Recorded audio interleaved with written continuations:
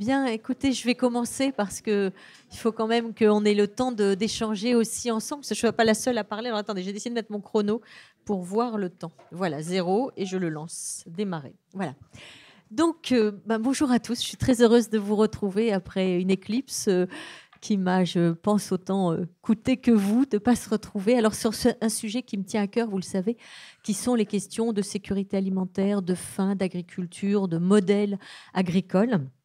Alors pourquoi c'est important d'en parler? Déjà parce que ces 24e rendez-vous de l'histoire sont consacrés au travail, et puis parce que c'est une question qui est particulièrement aujourd'hui au cœur de l'actualité. L'agriculture et la faim sont au cœur des questions mondiales.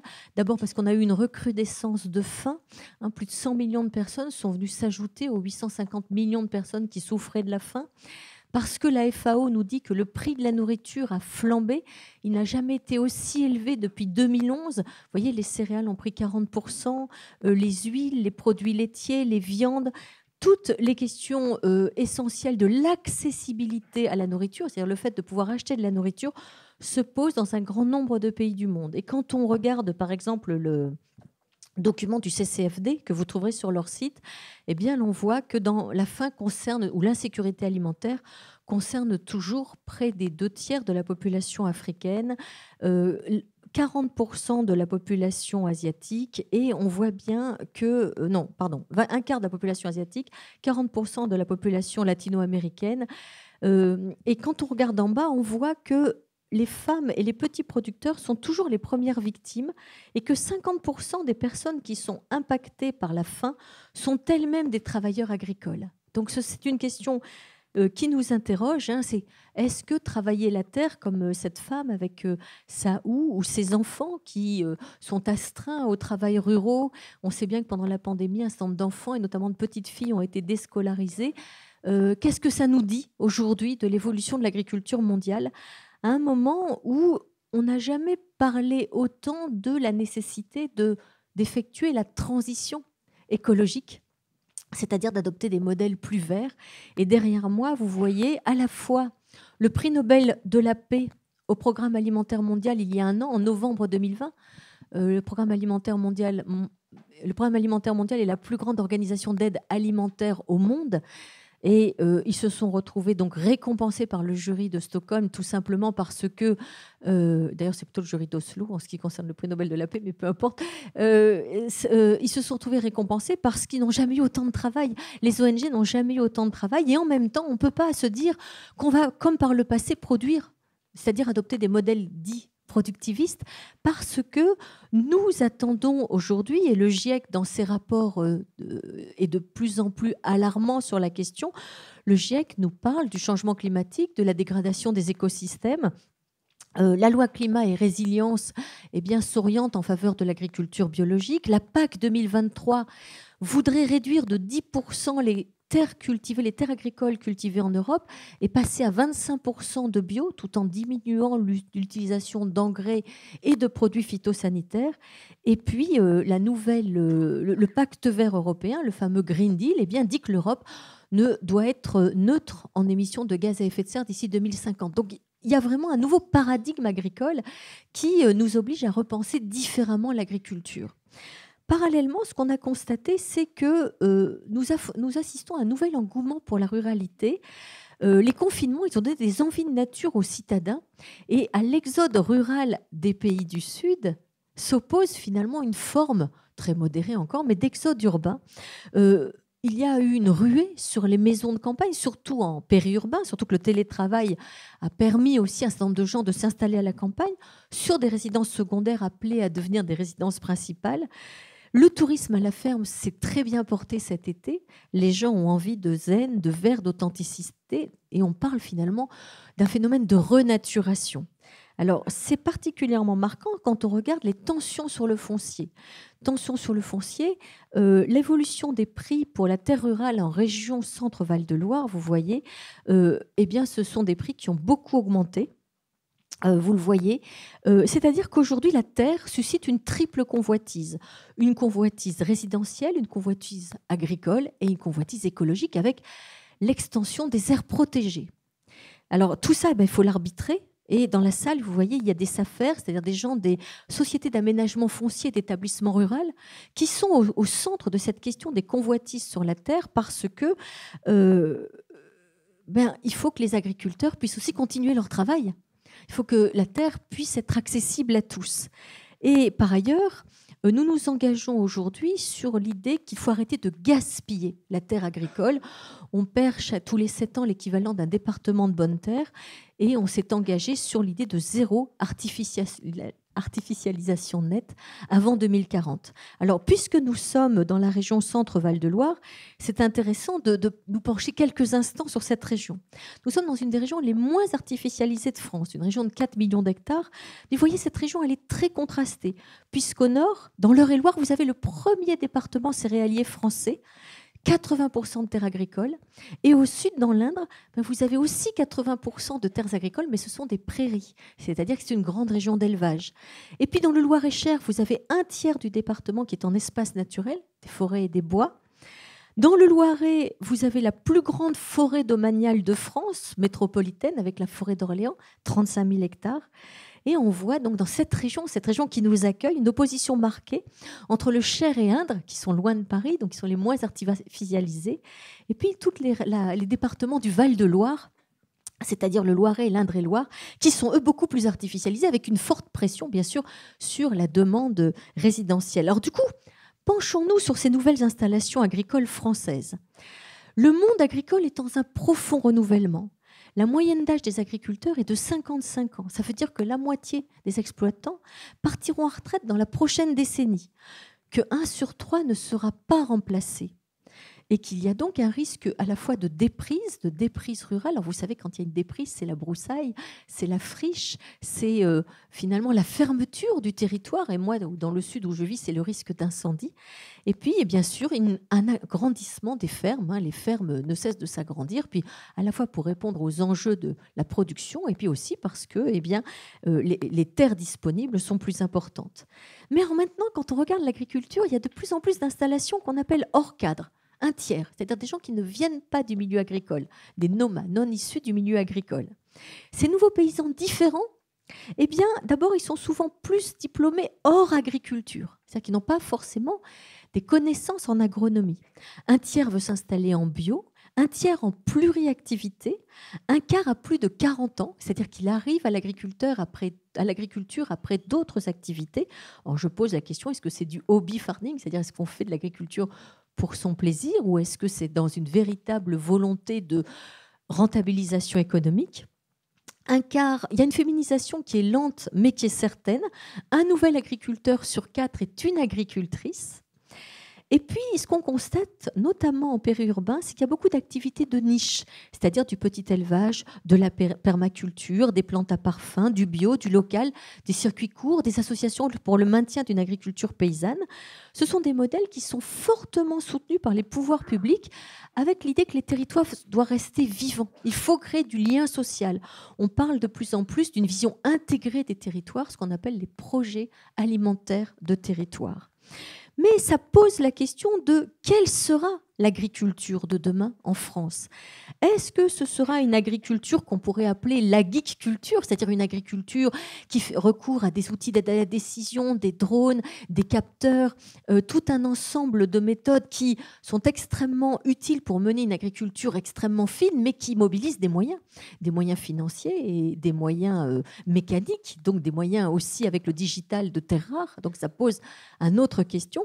Ou est-ce qu'on sera sur une agriculture qui est une agriculture qui reste encore très manuelle, avec, vous le savez, un calendrier des travaux saisonniers en agriculture qui est très exigeant, et puis beaucoup de demandes qui ne sont pas satisfaites, à la fois pour les motoristes, pour les conducteurs de machines, avec des qualifications qui manquent. En ce moment, c'est un gros problème dans toute la France. Et puis aussi simplement du travail agricole de base, c'est-à-dire défricher, planter, ramasser. Et là, ça nous interroge sur le fait de savoir si travailler la terre, ça reste si attractif. Pendant le premier confinement, le ministère de l'Agriculture et Pôle emploi ont mis en place une plateforme de recrutement pour l'agriculture. Christiane Lambert, la FNSEA, ont essayé de faire des registres en disant mais venez travailler la terre, tout le monde est confiné, mais eux, les agriculteurs, ils continuent de travailler. D'ailleurs, on n'a pas eu de pénurie dans les supermarchés grâce aux agriculteurs. Tout le monde s'est précipité pour faire des achats, mais les agriculteurs, eux, ils ont tenu le coup. Alors, on a vu 300 000 personnes s'inscrire sur cette plateforme.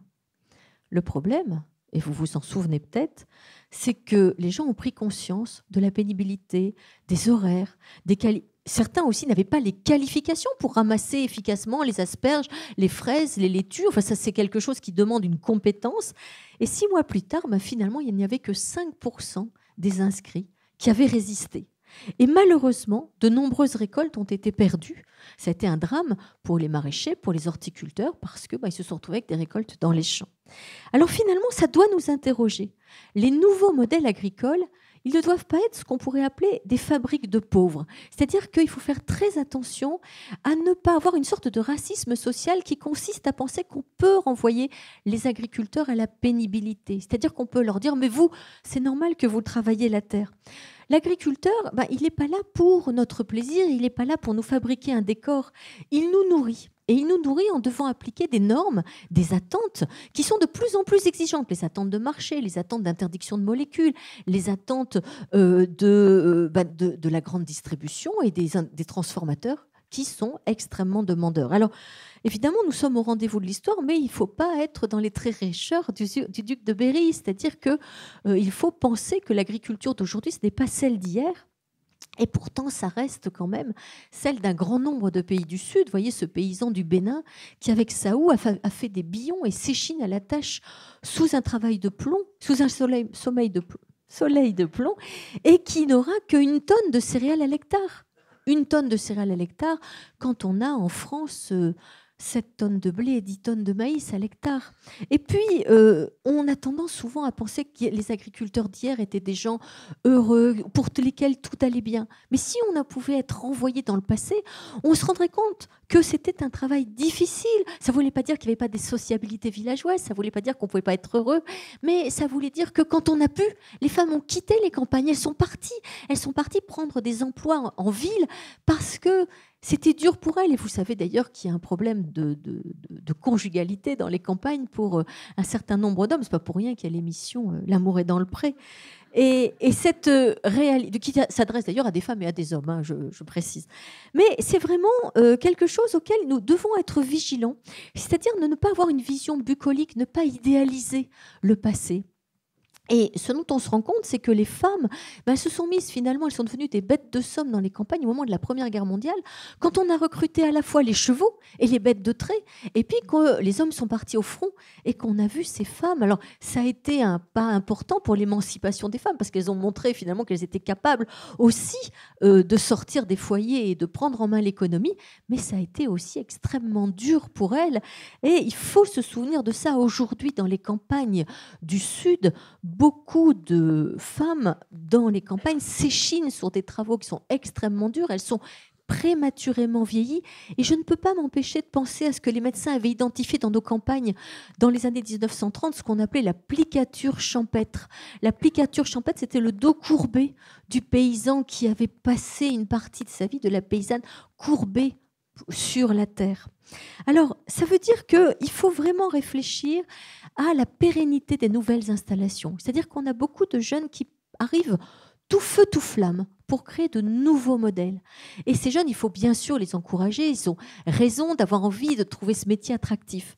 Mais quand on regarde sur le long terme, c'est-à-dire 3 ans, 4 ans, eh bien, on se rend compte que d'abord, au bout d'un moment, ils se rendent compte que leurs heures de travail sont incommensurables et que la rémunération ne suit pas toujours.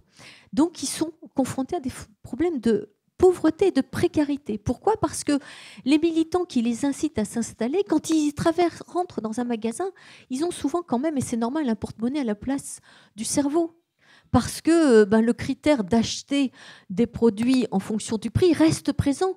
En France, on considère qu'il y a 10% de la population qui ne peut pas faire 3 bons repas par jour.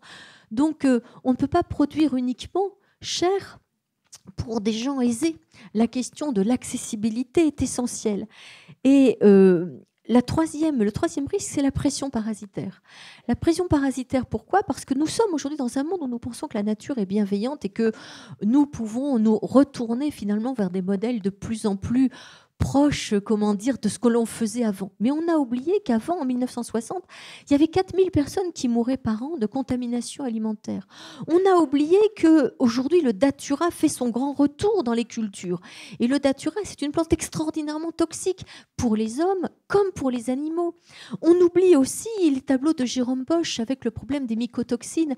Les mycotoxines contaminent le quart des récoltes mondiales. Donc cela veut dire que ce qu'on appelait, vous voyez, la peste de feu, hein, ces tableaux qui montrent ces maladies gravissimes liées aux intoxications par des moisissures. Donc il faut faire très attention à bien comprendre que les paysans qui appliquent des produits phytosanitaires, ils le font pour nous protéger malgré nous de maladies dont nous avons oublié l'existence, mais qui ne demandent qu'à revenir. Et que même quand on est en bio, même quand on travaille dans d'autres modèles, on est confronté à la pression parasitaire de la même façon, même quand on fait de l'agroécologie. Et puis, je voudrais aussi vous parler de notre vision. Vous savez, maintenant, il y a des grandes opérations, adopter des poules.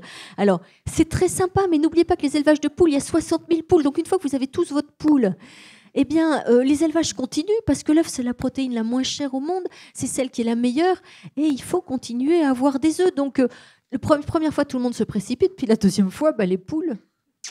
Bon, alors, voilà, faisons très attention à regarder quels sont les enjeux. Les enjeux, je vous ai pris un territoire de la région parisienne. C'est un territoire de grande culture, comme la Seine-et-Marne, et eh bien, les installations, ce sont souvent des agriculteurs en périurbain, bien sûr, avec des modèles dont je viens de parler, mais aussi des agriculteurs en grande culture. Pourquoi? Parce que 2/3 de l'alimentation mondiale, elle repose toujours sur les grandes cultures. Et quand on regarde la consommation annuelle de fruits et légumes en Île-de-France, eh bien, c'est 2 millions de tonnes de fruits et de légumes. Si vous regardez les AMAP, les associations pour le maintien d'une agriculture paysanne, qui ont toute leur place, il ne s'agit pas de les stigmatiser, mais elles produisent 3500 tonnes de fruits et légumes. Et quand vous regardez les agricultures urbaines, on nous parle beaucoup aujourd'hui d'agriculture urbaine, elles produisent pour Paris 240 000 tonnes de fruits et légumes. C'est les travaux d'un autre géographe qui s'appelle Charvet, Jean-Paul Charvet.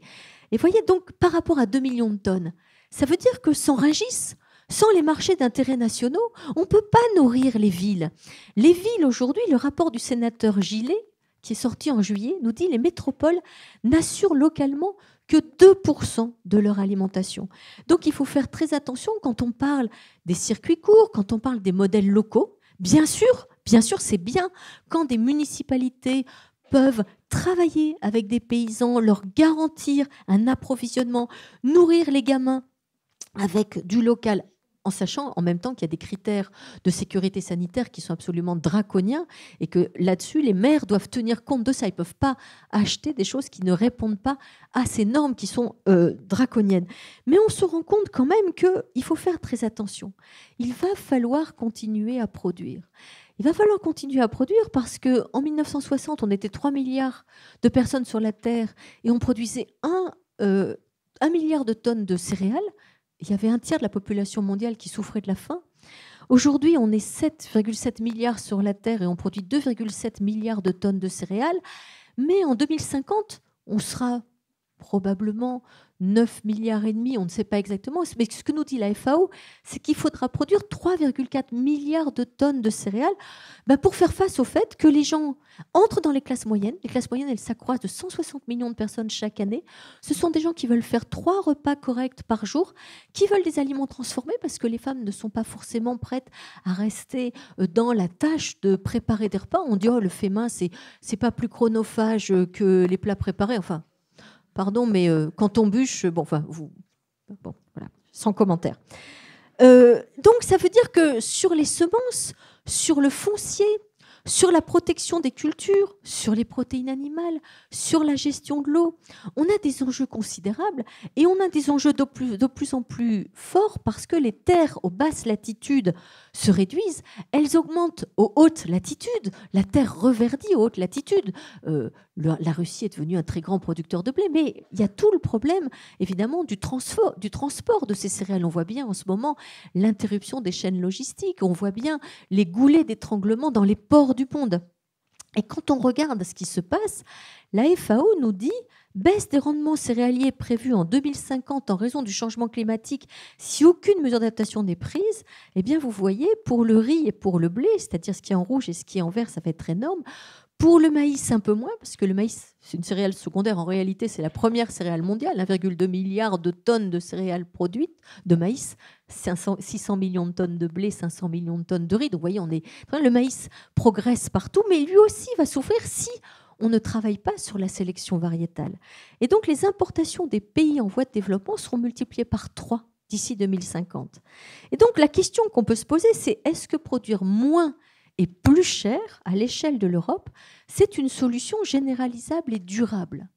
Quand on voit que la demande alimentaire, elle va augmenter, elle augmente de 16% tous les 10 ans. Et vous voyez pas parce que je vous cache, mais ça c'est le poulet, ça c'est le beurre, ça c'est le soja, ça c'est le lait, ça c'est les autres oléagineux, ça c'est le maïs. On voit bien qu'il y a des demandes absolument considérables et qu'il y a encore des personnes qui souffrent de la faim. Et la pandémie, le Covid, a aggravé la précarité de ces populations.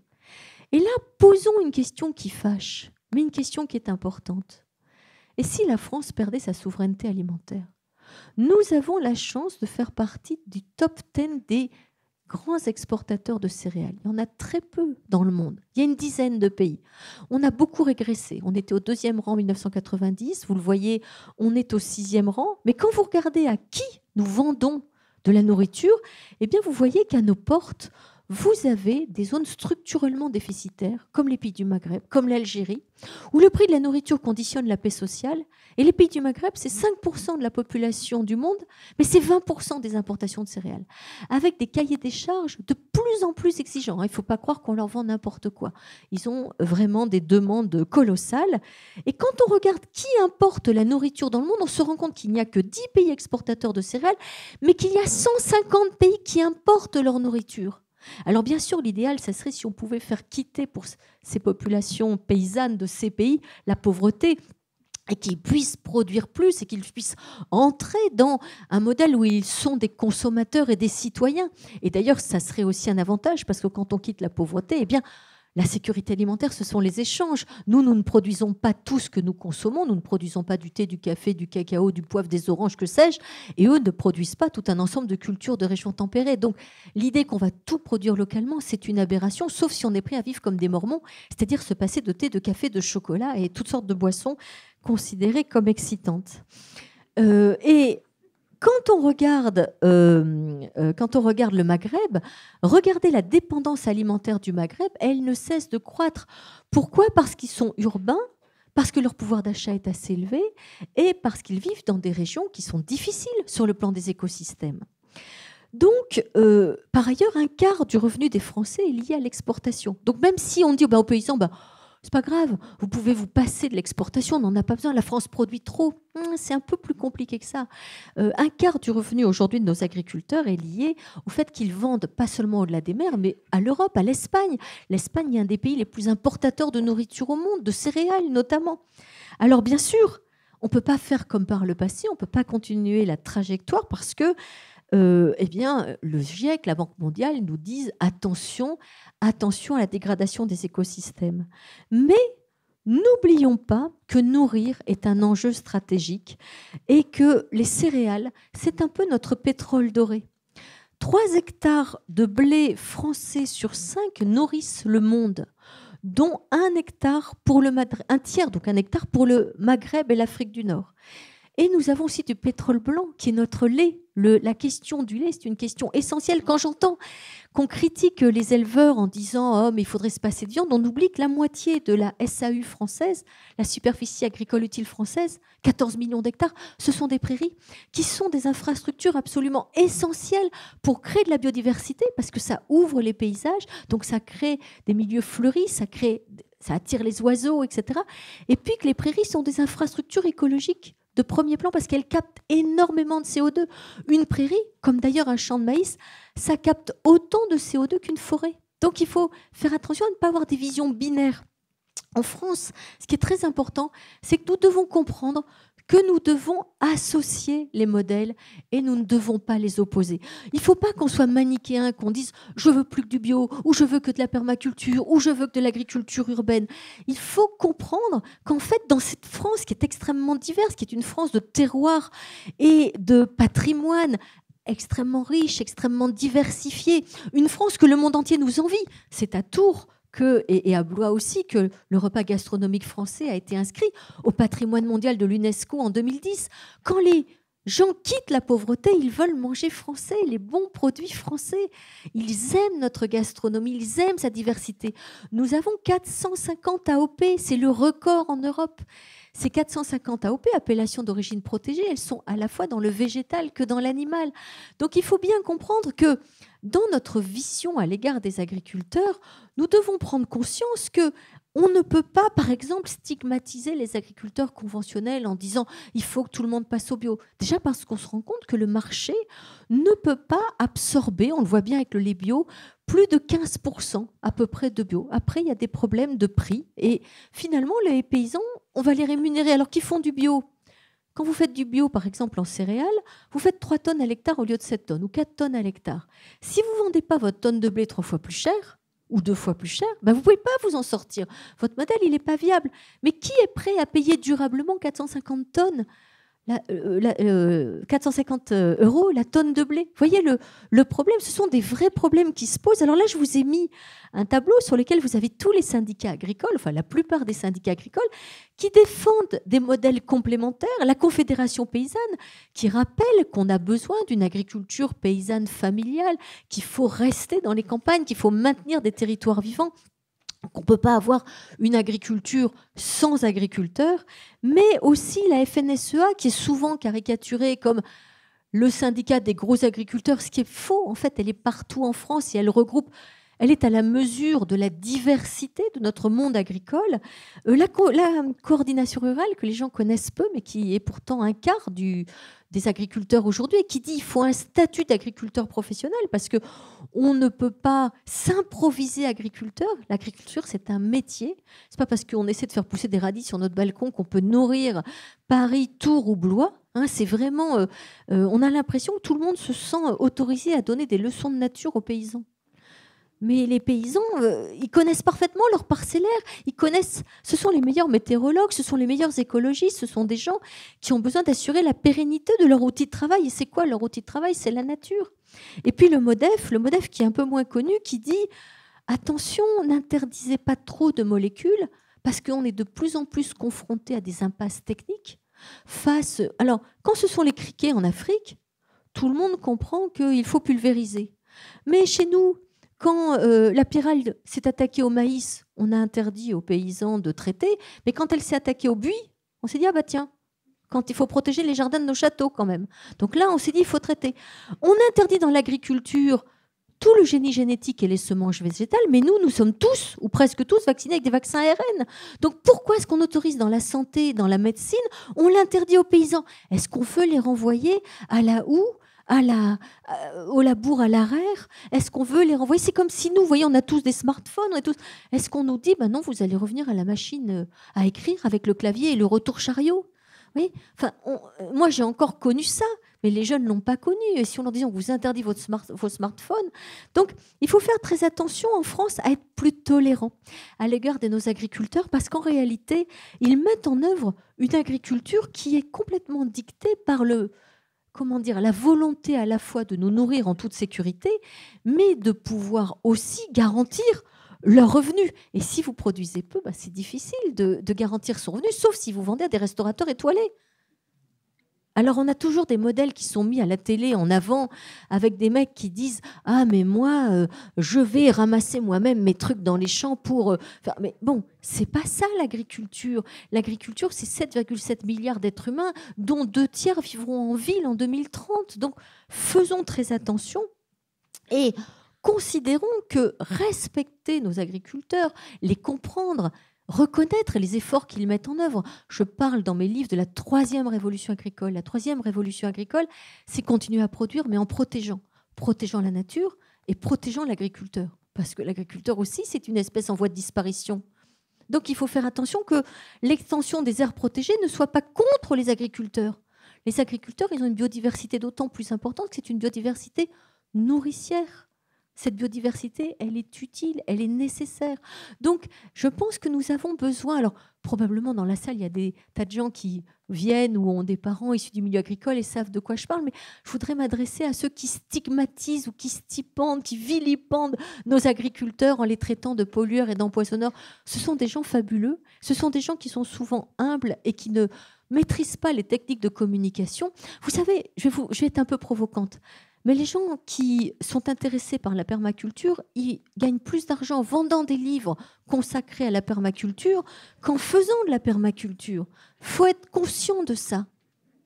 Et donc, notre agriculture, elle répond à tous les enjeux du développement durable. C'est-à-dire qu'elle crée des richesses et malheureusement, on est en train de devenir de plus en plus importateur de nourriture en provenance de pays qui n'appliquent pas ce que l'on demande à nos agriculteurs. Et vous voyez revenir la punaise diabolique dans les vergers. C'est des noms assez géniaux. Alors, je vous ai parlé du datura, mais je pourrais vous parler de l'ambroisie, je pourrais vous parler de toutes les mycotoxines, tous les champignons. Je pourrais vous parler aussi de la Drosophila suzuki, qui est une petite guêpe minable, mais qui fout en l'air tous nos fruits rouges. Et on a interdit le diméthoate, donc maintenant on importe des cerises d'autres pays, parce que les autres ne les interdisent pas. Alors, bien sûr que les phytos, les CI pesticides, peuvent être un poison, mais la France se dote de plus en plus d'exigences extrêmement élevé qui fait qu'on ne peut plus faire n'importe quoi. Le temps où on appliquait un calendrier de traitement en se disant on traite de manière préventive, il est fini. D'abord parce que ça coûte cher et puis parce qu'en plus, on n'a pas envie de gratter soi-même, d'aller arracher soi-même les mauvaises herbes entre les carottes quand on peut utiliser des herbicides qui permettent de supprimer ces fameuses adventices. On n'a pas envie d'envoyer les gosses, comme en Afrique, ramasser les chenilles et chasser les rats quand on peut utiliser des insecticides. Et puis vous avez vu, alors je vais être très provocante, mais vous avez entendu tout ce débat sur le glyphosate. Je m'en fous du glyphosate, je ne suis pas appointée par les mecs du glyphosate, j'en ai rien à braire. Mais ce que je peux vous dire, c'est que quand on veut faire de l'agriculture dite de conservation, c'est-à-dire ne plus labourer, ne plus retourner la terre pour préserver les sols et pour éviter de les déstructurer puis de rejeter du carbone dans l'atmosphère, eh bien, on laboure plus. Mais quand on laboure plus, on est envahi par les adventices. Donc, il faut utiliser du glyphosate pour nettoyer la parcelle avant de semer. Mais en Europe, en France, on ne met jamais du glyphosate sur les cultures. Parce que si on mettait du glyphosate sur les cultures, elles mourraient, elles grilleraient. En fait, on le met en interculture, ce qui veut dire que quand on dit vous mangez de la nourriture, non, nous, on n'utilise pas de variétés génétiquement modifiées. On n'utilise pas de choses résistantes au Roundup, par exemple. Donc, ça veut dire qu'il faut faire très attention à ne pas transposer en France des modèles qui sont effectivement gênants en Chine, au Brésil, en Inde, aux États-Unis, où on utilise effectivement tout un ensemble de molécules qui sont interdites en Europe et encore plus en France, et en traitant nos agriculteurs comme s'ils étaient des gens qui rêvaient discreto de pourrir notre santé. Vous voyez, c'est quelque chose qui est extrêmement gênant pour eux et dont ils souffrent moralement et physiquement. On parle toujours des taux de suicide. Et il ne faut pas croire que parce qu'ils adoptent d'autres modèles, ils sont débarrassés de la pression parasitaire. Les produits phyto en France, depuis 2000, ils ont baissé de 20% conventionnels et ils ont augmenté de 20% en bio. Pourquoi ? Parce que les molécules de bio sont moins sélectives et moins efficaces que les molécules de conventionnelles, donc on est obligé de traiter plus. Alors vous allez me dire, oui, d'accord, mais ce sont des produits qui sont moins mauvais pour la santé. Le cuivre, ça empoisonne les sols, et d'ailleurs on commence à en parler aujourd'hui. Donc attention, je ne suis pas non plus en train de dire du mal du bio. Le bio a toute sa place pour valoriser des petites surfaces, pour valoriser des zones défavorisées, pour des terrains en pente, pour du périurbain. Bien sûr qu'il a toute sa place. Mais si on généralisait le bio, notre dépendance alimentaire serait encore plus forte. Les États-Unis disent que si on applique le pacte vert de l'Union européenne, on va produire 15% de nourriture en moins, l'Europe. Donc, on va se retrouver dans une situation de dépendance. Et il ne faut pas oublier que l'arme alimentaire n'a pas disparu. L'arme alimentaire, elle reste complètement réelle dans aujourd'hui les enjeux du monde. Et si la Chine fait la route de la soie, la route de la soie, c'est la route des estomacs. Il faut comprendre ça. C'est d'abord sécuriser l'approvisionnement des Chinois. Donc cela veut dire qu'il y a une troisième révolution agricole qui est nécessaire. Et on ne peut pas avoir... Alors, je ne vous la fais pas maintenant parce que c'est les 10 P. Vous lisez mes livres, ils sont excellents. Et vous aurez les 10 P. Il fallait que je le fasse à un moment. Hein. Mais donc, pas de pays sans paysans. Pas de paysage sans paysans. Paysans, paysages. Une paysannerie forte, reconnue, respectée et rémunérée. Et correctement rémunérée, eh ben, c'est la paix. C'est la paix d'un pays. Donc, je suis contente parce que j'ai gardé du temps pour qu'on puisse échanger ensemble. J'ai un peu parlé vite, mais en même temps, je voulais laisser le temps de la discussion parce que les autres fois, je vais trop vite. Enfin, je ne vais pas trop vite, je parle trop. Et du coup, c'est l'heure et vous devez tous partir. Et là, on va pouvoir échanger. Et donc, je vous remercie beaucoup de votre attention. Face aux enjeux de demain, les paysans ont toutes les solutions, mais il faut conserver une agriculture nourricière et performante. Je vous ai mis quelques excellents livres que vous allez trouver tout à l'heure à la boîte à livres qui a eu la gentillesse de m'accueillir dans l'hémicycle de la Halograin, dans la Halograin plutôt. Et donc maintenant, la parole est à vous et je vous remercie beaucoup de votre écoute attentive.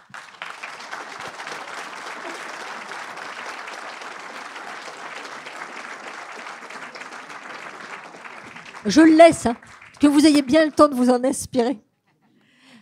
Alors, qui veut ouvrir le feu? Oui, monsieur ou madame. Alors, d'abord une dame. Oh, c'est normal. Allez-y. Attendez, je vous donne le micro. Est-ce qu'il y a un micro baladeur ou pas?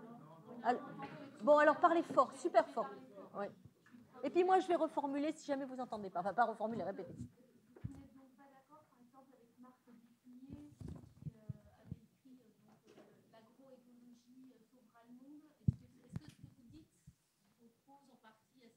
Alors oui, je respecte tout à fait Marc Dufumier. Hein, tout ce que je vais vous dire, c'est dans un esprit de tolérance et de bienveillance. Mais l'agroécologie, c'est un super modèle puisqu'il permet d'associer les plantes pour pouvoir jouer sur les fonctionnalités complémentaires des écosystèmes. C'est très utile, notamment en préventif. Le problème, alors il y a plusieurs problèmes dont je voudrais vous parler, je vais le faire rapidement. D'abord, l'agroécologie suppose souvent une forte intensité de main-d'œuvre. Et en France, vous le savez, on a le SMIC et les charges sociales. Donc, sauf si vous êtes des gens qui adoraient faire du woofing et aller aider bénévolement à la campagne, eh bien, le paysan, il ne peut pas faire appel tout le temps à des bonnes volontés. C'est compliqué. Donc, ça renchérit le prix de la nourriture. Ensuite, cette intensité de main-d'œuvre, elle est déjà au niveau des cultures, mais après, il y a la valorisation. Et souvent, ceux qui préconisent l'agroécologie, ils oublient qu'en Afrique, l'agroécologie, c'est plus dans une stratégie de minimisation des risques que dans une stratégie de maximisation des rendements. Et quand l'ensemble des choses qui sont produites arrivent, eh bien, si vous n'avez pas des robots trieurs, des lecteurs optiques, comment vous valorisez la diversité à une grande échelle, parce que pas à l'échelle d'un jardin, mais à une grande échelle, comment vous valorisez l'ensemble de ces productions? Mais ça ne veut pas dire qu'il ne faut pas réintroduire l'arbre, la haie, toute la capacité. En France, on a 700 000 km de haies, et aujourd'hui, même en grande culture, on s'interroge sur comment refaire des îlots. Après, les grandes cultures, elles ont besoin de lumière. Et puis, vous allez me dire, oui, mais il y a un appauvrissement génétique. Alors, ce n'est pas tout à fait vrai. Parce que c'est vrai que quand vous faites un champ, pour valoriser ce champ, vous allez planter un type de semence. C'est-à-dire que vous allez avoir une espèce d'homogénéité à l'échelle de ce champ dont vous connaissez exactement les aptitudes pédologiques, la disponibilité en eau, etc. Mais pour le maïs, par exemple, en France, vous avez un catalogue de 1750 variétés de maïs. C'est-à-dire que l'agriculteur, il a un parcellaire, un finage, dans lequel il va semer en faisant appel à une très grande diversité de semences, dont d'ailleurs la France est le premier exportateur mondial. C'est important, hein, nous sommes les premiers exportateurs mondiaux de semences. Il va semer une très grande diversité de semences pour pouvoir valoriser exactement chacune de ces parcelles. Donc, bien sûr, vous avez une homogénéité à l'échelle de la parcelle, mais vous avez une grande diversité à l'échelle de l'ensemble des cultures. Alors, ça ne veut pas dire que l'agroécologie n'a pas toute sa place, mais le paysan africain qui est souvent donné en exemple, je crois que je vous ai montré suffisamment de photos, il est pauvre, il a du mal à s'en sortir, il est une victime de la faim. Et souvent, il dit, alors je vais être hyper provocant, mais au Bénin, on dit donnez-nous des cides. Alors, des cides, c'est des pesticides, des insecticides, des herbicides, parce qu'on n'en peut plus de la pression parasitaire. Donc, quand on est... Ah bah tu viens trop tard, Amélie, je t'avais dit que je serais rouge comme tout à la fin, qu'il fallait que tu viennes avant. Je t'ai dit, viens au début, sinon je vais être rouge vif. Bon, alors je compte sur toi pour me photoshopper. Hein. Bon, d'accord. Vous vérifierez quel Photoshop. Hein. Moi, je veux pas... Bon. Donc, attends, je te fais un petit sourire. Voilà. Bon, ça y est, c'est bon, tu veux plus bon. Qu'est-ce que je suis en train de vous dire? Je vérifie. Les cides, oui, alors les cides. Alors, il faut que vous compreniez qu'en préventif, c'est génial d'utiliser les insectes auxiliaires, la confusion sexuelle. Vous savez ce que c'est, hein, la confusion sexuelle? Tout le monde sait ce que c'est? Bon. Vous connaissez pas la Oh, je vais vous raconter une petite histoire alors. Eh bien, dans la confusion sexuelle, vous diffusez par exemple dans les vergers des phéromones comme ça. Monsieur Carpocaps, le Carpocaps, c'est le petit papillon, la saloperie qui nous fait le verre de la pomme. C'est une vraie saloperie. Et vous remarquerez qu'on ne mord plus des pommes avec des verres. On s'est complètement déshabitué de ça. Donc, monsieur Carpocaps vole dans le verger, il sent la bonne odeur de la femelle partout, parce qu'on a mis des petits serpentins avec des phéromones, mais il ne trouve pas la femelle. Il ne la trouve pas parce qu'il sent partout, donc il ne peut pas l'identifier. Et c'est une façon que la femelle ne soit pas fécondée et ne puisse plus pondre dans les pommes. Je parle sous le contrôle des spécialistes de la confusion sexuelle. Je n'ai pas dit trop de conneries, ça va, c'est ça? Bon. Donc, du coup, vous avez ça aussi avec les insectes auxiliaires. On sait très bien qu'on peut mettre, par exemple, par drone, des trichogrammes, c'est des petites guêpes, contre la pyrale du maïs. Le problème, c'est que quand l'infestation est là, la génération de pucerons, elle se reproduit à une vitesse absolument colossale. Et vous savez qu'en France, on a une filière sucrière de très grande qualité, filière betterave. Et cette filière betterave, elle a souffert l'année dernière d'un phénomène de jaunissement massif. On a perdu les 2/3 des récoltes à cause justement des pucerons. Et c'est pour ça que le gouvernement a dû faire une exemption pour les néonicotinoïdes. Alors tout le monde a hurlé. Mais en même temps, est-ce qu'on a envie de faire venir notre sucre du nord-est du Brésil, où les gens travaillent extrêmement durement? Vous voyez, il faut faire attention aussi à bien comprendre ce que ça veut dire quand on se prive d'un moyen d'avoir une nourriture performante. L'agroécologie a toute sa place, mais les grandes cultures aussi. Et il faut faire attention à la valorisation économique et au coût de la main-d'œuvre. Je crois que voilà. Donc, monsieur. Eh bien, justement, alors je crois que j'ai répondu. Dans un premier temps, tout le monde. Dans un premier temps, tout le monde. Et dans un deuxième temps, personne. J'ai essayé de le dire plus subtilement. Hein. Ah, monsieur, madame a une réponse. Moi aussi.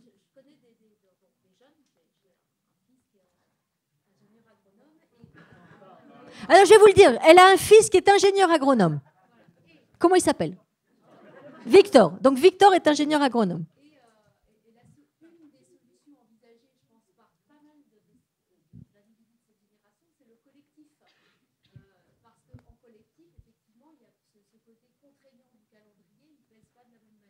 Voilà, alors ce que dit... Quel est votre prénom? Ce que dit Béatrice, c'est que son fils Victor, qui est agronome, eh bien, il voit dans la solution du collectif. C'est-à-dire, c'est vrai qu'on parle beaucoup aujourd'hui des écolieux, de colibris, de toutes ces structures qui permettent à des jeunes de s'associer. Mais vous savez aussi, et nous, certains d'entre nous, on est plutôt de la génération du Larzac, que c'est un peu compliqué de s'entendre sur le long terme. Et si vous avez vu le fameux film d'Éric Judor qui s'appelle Problemos, ben vous comprenez à quoi je fais allusion. C'est-à-dire que c'est tout nouveau, tout beau au début, et puis après, c'est compliqué. Et même, vous savez, les agriculteurs eux-mêmes s'unissent. Parce que comme c'est difficile dans l'élevage, les GAEC, les SCEA, c'est une façon de travailler ensemble. Les éleveurs, s'ils ne sont pas unis, ils ne peuvent jamais prendre de vacances. Donc, il faut qu'ils travaillent ensemble. Et l'idée, ce n'est pas de l'agriculteur individualiste campé dans sa parcelle. De toute façon, le monde agricole n'a progressé qu'à la faveur des combats collectifs. Les jeunesses catholiques, les jeunesses communistes, tout ce qui a été fait dans le monde agricole, les coopératives. Sans les coopératives, on dit toujours un paysan seul est un paysan spolié. Et c'est important. Et on travaille, vous avez, en Afrique, on essaie de mettre en place des CUMA, des coopératives d'utilisation du matériel agricole. C'est-à-dire qu'il n'y a pas un monde qui soit plus organisé, plus structuré que le monde agricole. Mais aujourd'hui, ce monde se sent démuni face aux injonctions sociétales. Il a l'impression que les injonctions sociétales sont en décalage avec la réalité à la fois du travail de la terre et des difficultés qu'il doit résoudre au quotidien, qui ne sont pas seulement le changement climatique, mais qui sont aussi, j'en ai largement parlé, la pression pérositaire, mais aussi le prix. Parce que finalement, il faut que la nourriture soit rémunératrice pour le producteur et accessible au consommateur. Et vous avez vu que quand il y a eu le pass sanitaire, on a eu un problème avec beaucoup de populations qui étaient plutôt des populations pauvres, qui se sont vues privées de l'accès aux hypermarchés où elles se procuraient une nourriture peu chère. Et le Conseil d'État a été obligé de retoquer le pass sanitaire pour les grands centres commerciaux en ce qui concerne les hyper. 9/10 de la nourriture aujourd'hui en France passe toujours par la grande et moyenne distribution. Il faut se souvenir de ça. Et qu'est-ce qu'elle fait, la grande et moyenne distribution? D'abord, elle distribue aujourd'hui la moitié du bio. C'est-à-dire qu'elle s'est positionnée sur ce secteur qui lui fait des marges considérables, mais souvent, elle le fait au détriment du petit paysan. Parce que le petit paysan, il est passé en bio pour créer de la valeur, et il se retrouve étranglé, comme était le conventionnel, par les 4 centrales d'achat, qui vont bientôt être 3, puisqu'on parle que Auchan et Carrefour veulent fusionner. Et vous vous rendez compte ce que ça veut dire? 500 000 paysans, à peu près, je parle sous votre contrôle, 1800 entreprises de transformation agroalimentaire en France, et 4 et bientôt 3 centrales d'achat. C'est-à-dire que même quand vous êtes un fabricant de produits, de biscuits, de fromage, etc., si vous n'êtes pas référencé face à la grande distribution, vous êtes mort. Donc, bien sûr, c'est super les modèles de proximité. Pendant le premier confinement, on a redécouvert les magasins paysans, la nourriture à la ferme. On était super contents de pouvoir recuisiner. On s'est remis à cuisiner. Mais au 3e confinement, qu'est-ce qu'on a attendu? C'est que les restos ouvrent pour aller vite rebouffer au resto et acheter des plats tout faits. C'est-à-dire qu'en fait, l'engouement n'a qu'un temps, parce que l'engouement nous renvoie aussi une tâche qui est chronophage, et même, sauf si on est un grand chef qui passe à la télé, mais faire la bouffe tous les jours pour la famille, c'est pas le truc le plus valorisant quand même. En tout cas, c'est pas le truc le plus valorisé. Ça peut être valorisant, c'est pas forcément valorisé. Voilà. Oui, monsieur.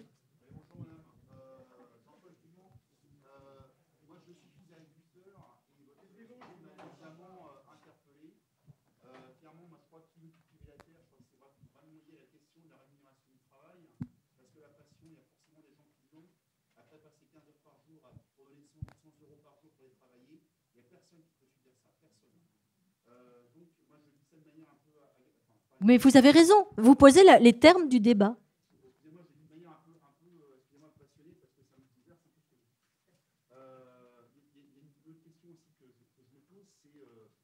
Quelle agriculture? Parce que vous posez différents modèles d'agriculture.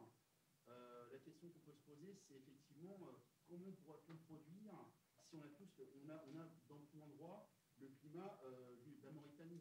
Moi, je me pose la question d'avoir des températures à 50 degrés en Amérique du Nord ou en Europe. Si on a la question de l'eau, comment on fait quand l'eau est rare, quand l'eau n'existe plus? C'est une question que je me pose. Et donc, tout à l'heure, moi je n'y crois guère parce que je ne pense pas que ça puisse se développer vers l'infini ou au-delà. Alors, vous posez des questions essentielles, vous avez raison de les soulever. Le fait qu'il va falloir continuer à nourrir une humanité croissante, ça c'est une réalité. C'est-à-dire que, on va dire 10 milliards d'êtres humains, donc 2/3 vivent en ville, en sachant que les mégalopoles n'assurent que 2% de leur approvisionnement. Ça veut dire qu'on n'aura jamais autant besoin des grands espaces agricoles. Les agriculteurs occupent aujourd'hui 14% de la surface de la Terre. En terre cultivée, c'est-à-dire que si la terre était une pomme, 14% des terres émergées, excusez-moi. Donc ce qui veut dire que quand on prend la totalité du monde avec les océans qui occupent 2/3 de la terre, la surface cultivée dans le monde, c'est 3%. Vous imaginez 3%. Ça veut dire qu'on a besoin, et vous avez entièrement raison, monsieur, d'anticiper sur la gestion de l'eau. Faire des bassines, on gueule, nous, sur les bassines. Mais hier, quand on faisait Serponçon, quand on faisait le lac de Der, quand on faisait le Salagou, tout le monde trouvait ça génial. Et aujourd'hui, c'est les plus hauts lieux touristiques. Et aujourd'hui, le paysan qui veut faire une bassine, on lui dit qu'il vole l'eau. mais ils volent l'eau. Mais la France n'utilise que 3% de l'eau qui tombe du ciel. Elle est au 9e rang en Europe pour l'irrigation. Donc, anticiper sur le changement climatique, vous avez raison, en captant l'eau, en faisant des réserves, bien sûr en gérant bien les nappes phréatiques, il ne s'agit pas de les épuiser, mais regardez, on a des inondations en automne et on a, vous avez raison, des sécheresses terribles pendant l'été, y compris en Bretagne, y compris en Irlande, y compris dans les Hauts-de-France. La deuxième réponse, c'est la génomique végétale. C'est-à-dire qu'aujourd'hui, il faut travailler, et vous savez que le prix Nobel de chimie a été donné à une chercheuse française, Emmanuelle Charpentier, et une chercheuse américaine, Jennifer Doudna, l'année dernière, il y a un an, qui ont été obligés de s'exiler parce qu'on ne voulait pas le faire en France sur la technique des ciseaux moléculaires, ce qu'on appelle le CRISPR-Cas9. Ça permet de sélectionner les gènes utiles dans la grande diversité du vivant, c'est-à-dire d'aller sélectionner le gène de résistance à la sécheresse. C'est Soch, elle l'a fait. Le gène de résistance à la sécheresse ou le gène contre l'averse, etc. Et là, on a besoin, y compris pour les pays pauvres, parce que vous avez des phénomènes de rouissement, de disparition du manioc, vous avez des problèmes sur la papaye. On a besoin aujourd'hui de gagner du temps. Parce que monsieur a raison, l'urgence, c'est de faire face à des défis qui sont dès aujourd'hui. Et voyez, je vous ai mis les P. Les P pour lutter contre la faim, le premier, c'est la paix, parce que quand un pays est en guerre, de toute façon, on souffre de la faim. Les famines, c'est la guerre. Le deuxième, c'est des bonnes plantes, parce que s'il n'y a pas de bonnes plantes, ou de bons animaux, parce que la question de la sélection animal aussi est essentiel. Le troisième, c'est la pluie. Mais quand la pluie tombe pas, il fallait un P. Donc j'ai mis les puits. Mais les puits, c'est une irrigation qui n'a plus rien à voir avec l'irrigation d'hier. C'est une irrigation de précision. On connaît exactement les besoins des plantes, irriguer au bon moment, utiliser mieux les outils d'aspersion, mettre autour de la table les différents utilisateurs de la ressource. Vous avez aujourd'hui des projets territoriaux de gestion des eaux, les PTGE, c'est super important. Ensuite, les prix, bien sûr, les prix. La propriété, pourquoi ? Parce que si le paysan, partout dans le monde, n'est pas sécurisé foncièrement, il n'investit pas. Comment vous voulez investir quand vous habitez précairement ? Troisièmement, la protection des récoltes, mais aussi la protection des paysans. Vous ne pouvez pas mettre le paysan de moyenne montagne en compétition directe avec l'agriculteur qui fait du soja brésilien. Il faut de l'interventionnisme. L'agriculture, c'est un secteur qui ne peut pas obéir aux lois du marché. Et c'est pour ça qu'il faut absolument... merci. Il faut absolument être interventionniste. Il faut protéger notre agriculture d'une concurrence déloyale, aussi bien sur l'utilisation de molécules interdites, mais sur aussi le fait que des poulets arrivent du Brésil, qui ont été élevés dans des conditions que nous n'accepterions pas. Pareil pour les pommes. Les producteurs, les arboriculteurs, ce sont des orfèvres du végétal. Quand vous entrez dans un verger, vous êtes émerveillé par tout ce qu'ils mettent en œuvre pour qu'on ait de belles pommes. Et puis, il voit arriver des pommes de partout qui n'ont rien à voir avec ce qu'on attend d'eux. Donc, protégeons nos arboriculteurs aussi. Et puis ensuite, donc la protection des paysans, des productions et de la planète, donc toute la question environnementale. Bref, de bonnes politiques pour continuer à produire en partageant et en préservant, ou en partageant et en protégeant. Et notre agriculture, elle a tout à fait la possibilité de faire face à cela. J'avais préparé un truc que je ne vous fais pas, mais je vous le fais quand même. C'est-à-dire qu'aujourd'hui, on sait que si le monde agricole pouvait augmenter de 4 pour 1000 la teneur en carbone de ses sols, il permettrait de remplir les objectifs de la COP 21. Les producteurs de maïs se sont engagés d'ici 2025 à passer 10 000 exploitations en haute valeur environnementale et à capter 1 million de tonnes de carbone en plus. Pendant que nous roulons, les paysans nous protègent. Ils captent le carbone dans le sol. Et quand vous regardez le rôle essentiel des prairies, je vais dans l'autre sens, vous vous rendez compte, vous voyez, prairies, 80 tonnes de carbone par hectare. Forêt, 80 tonnes de carbone par hectare. Vigne, 35 tonnes de carbone par hectare. Verger et culture, 50 tonnes de carbone par hectare. C'est-à-dire que toutes les solutions sont dans l'agriculture. Les solutions sont dans l'agriculture, c'est ce que j'explique dans ce dia que je vous fais très vite. Les paysans nous nourrissent. Les paysans nourrissent les animaux qui nous nourrissent quand nous sortons de la pauvreté. Les paysans mettent en œuvre une biodiversité nourricière et nous avons notre France qui est un tissu écossais de champs magnifiques et soigneusement cultivés pour notre bonheur. Les paysans ont toutes les solutions du biosourcé, c'est-à-dire pouvoir avec le lin, la pomme de terre, le maïs, les rafles de raisin, remplacer les carburants fossiles, c'est ce qu'on appelle le biosourcé. Les paysans produisent déjà 20% de l'énergie renouvelable en France, mais l'ADEME dit qu'il pourrait passer à 30%. Alors, ce sont des sujets controversés, on ne va pas en parler maintenant, mais le biométhane, l'éolienne dans des champs où il n'y a personne, ça va, si ce n'est pas à côté des maisons. Et puis, mettre du solaire sur les toits des fermes. Vous voyez, donc ce sont des questions sur lesquelles il faut travailler. Et en faisant ça, les paysans réparent la planète, puisqu'ils captent du CO2. Donc, ils ont absolument toutes les solutions.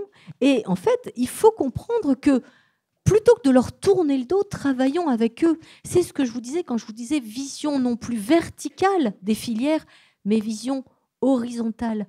Projet alimentaire de territoire, tous les utilisateurs ensemble. Nous allons dans les campagnes parce que nous les trouvons belles. Elles sont belles grâce à nos paysans. Voyons avec eux comment répondre aux défis écologiques et sociaux et économiques de demain. Oui, c'était ça. Et politique de demain, bien sûr, bien sûr. Oui, bah, j'ai peur de m'énerver un peu trop vite, je pense. Je pense que pour être ministre de l'Agriculture, il faut avoir une tolérance et un sens de la diplomatie dont, si vous me connaissez un peu, vous savez que je n'ai pas du tout. Et c'est un peu mon problème, d'ailleurs.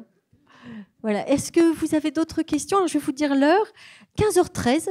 Donc, on peut prendre une dernière question. Qu'elle soit sympa, parce que la dernière question, si elle me massacre, c'est un peu dommage.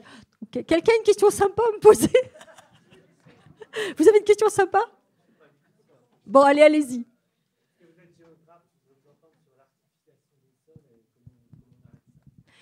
Alors, la question de l'artificialisation... Oh, ça, c'est une question super dure, quand même. La question de l'artificialisation des sols. Vous savez qu'on perd, donc, chaque année, l'équivalent d'à peu près 100 000 hectares de bonnes terres. Hein, c'est ça, ou je ne sais plus exactement le chiffre. Donc, le problème, c'est qu'en plus, ce sont des terres qui sont liées à l'expansion du périurbain ou à des zones naturelles. C'est toujours sur des bonnes terres agricoles ou des réseaux. Donc, aujourd'hui, il y a un phénomène de compensation. C'est-à-dire qu'on doit trouver des terres ailleurs. Le problème, et moi, je suis très alertée là-dessus, c'est que la compensation, c'est souvent avec une espèce d'apologie de la forêt et de l'arbre que je respecte tout à fait. Les forêts sont extrêmement importantes, mais en France, on en a déjà 30%. Et il faudrait incorporer totalement la question de la terre agricole, et c'est le rôle des SAFER.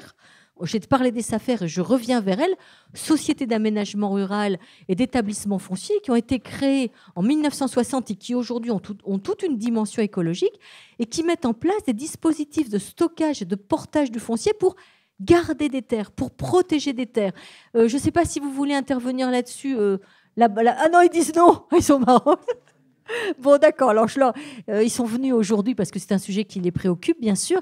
Mais voilà, hein, vous voyez, avoir des organismes qui soient capables de réunir les différents utilisateurs autour d'une table, c'est le principe du développement durable, une démarche participative, ce que vous disiez quand vous parliez du collectif, pour élaborer ensemble une solution qui ne soit pas top-down, mais qui soit, non pas bottom-up, mais qui soit collective. Je ne sais pas si je vous ai répondu, ça va? Bon, ça va, il m'a mis la moyenne. Ben, je vous remercie beaucoup. Merci d'avoir été là. Merci. Et je signe à la boîte aux livres.